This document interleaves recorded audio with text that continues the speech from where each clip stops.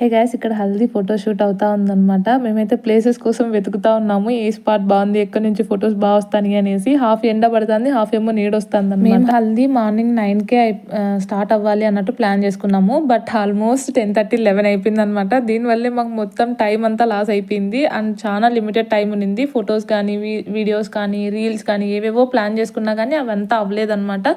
So కజిన్స్తో, ఫ్రెండ్స్తో ఇవంతా చాలా స్టిల్స్ దిగుతాం కదా. హల్దీ అంటేనే ఆ హడావిడి ఉంటుంది. బట్ అదంతా మిస్ అయిపోయినా అనమాట. నేను చాలా డిసప్పాయింటెడ్ ఆ విషయంలో మాత్రం. అండ్ ఆ రోజు కొంచెం వర్షం పడే మూమెంట్ ఉండింది. ఫుల్ చలిగా ఉంది. ఇంకా చల్ల నీళ్ళు పోస్తా అంటే నాకైతే వణుకు పుడుతుంది అనమాట. నేనైతే దగ్గర 1 లీటర్ వాటర్ తాగేసింటా. ఏం చేయాలో అర్థం కావట్లేదు. అవేమో నోట్లేకపోతాను అనమాట.